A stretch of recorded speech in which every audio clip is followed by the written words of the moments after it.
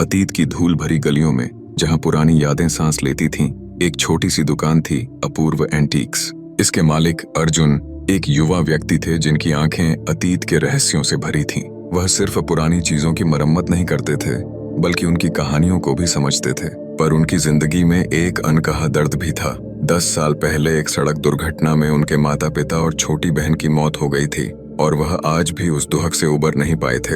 हर टूटी हुई चीज में उन्हें अपनी जिंदगी की टूटी हुई खुशियां दिखती थीं। एक दिन एक अनजान बूढ़ी महिला उनकी दुकान पर आई।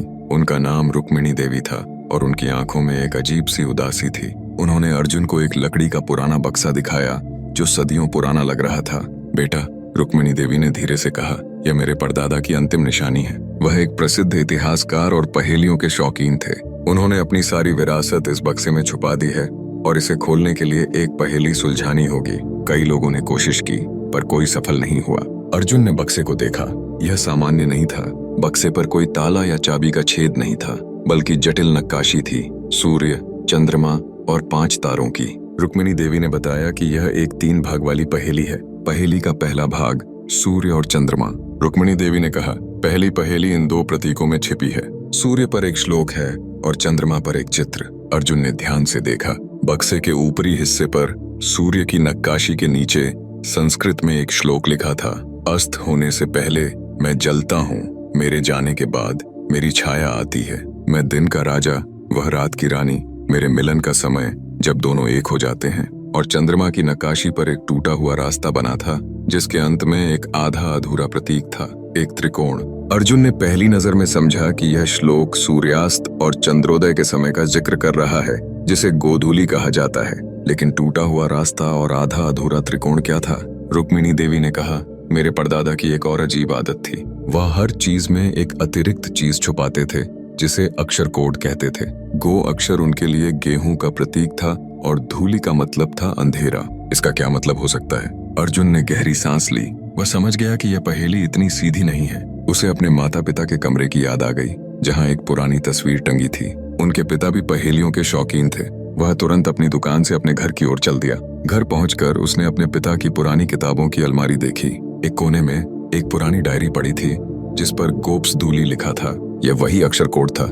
डायरी में लिखा था, गो ए गांव, धूली ए धूल। यह देखकर अर्जुन की आंखों में आंसू आ गए। उसके पिता भी इस पहेली में शामिल थे।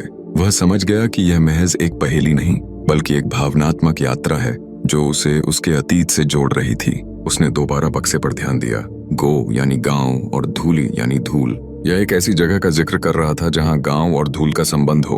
उसे अपने गांव की याद आ गई, जहां उसके पिता ने उसे एक कहानी सुनाई थी, गांव के सबसे पुराने कदम के पेड़ की, जिसके नीचे एक टूटा हुआ त्रिकोण जैसा पत्थर था। वह पत्थर हमेशा धूल से ढका रहता था। अर्जुन तुरंत रुक्मिणी देवी के पास वापस गया। उसने उनसे पूछा, क्या आपके परदादा का कोई संबंध उस गांव से था? रुक्मिणी देवी ने आश्चर्य से कहा, हाँ, वह मेरे परदादा का गांव था, जहां वह अपने जीवन के अंतिम दिन बिताते थे। अर्जुन ने बक्से को उठाया और धीरे से उस स्थान पर दबाया जहां सूर्य और चंद्रमा मिलते थे। जैसे ही उसने दबाया, एक हल्की सी आवाज आई और बक्से का पहला हिस्सा खुल गया। अंदर एक और पहेली थी, जिसके साथ एक पुरानी चाबी और एक टूटा हुआ मानचित्र था। अर्जुन ने महसूस किया कि यह सिर्फ एक बक्सा नहीं था, बल्कि उसके परिवार के अतीत का एक हिस्सा था। उसके पिता की पहेलियों से जुड़ी हुई यादें उसके दिल में ताजा हो गईं। रुक्मिणी देवी ने भी आश्चर्य से देखा। बेटा, तुमने वह कर दिखाया जो कोई नहीं कर पाया, रुक्मिणी देवी ने कहा। उनकी आवाज में श्रद्धा थी। अर्जुन ने धीरे से बक्से का दूसरा भाग बंद कर दिया और उसे मेज पर रख दिया। अब उसके सामने एक नई पहेली थी। इस पहेली को सुलझाने के लिए उसे अपने अतीत का सामना करना होगा और उस दर्द से लड़ना होगा जो उसने इतने सालों से अपने अंदर दबा रखा था। तो दोस्तों, ये था हमारी कहानी का पहला अध्याय। उम्मीद है कि आपको ये अध्याय दिलचस्प और रहस्यमयी लगा होगा। लेकिन याद रखिए, ये तो सिर्फ शुरुआत है।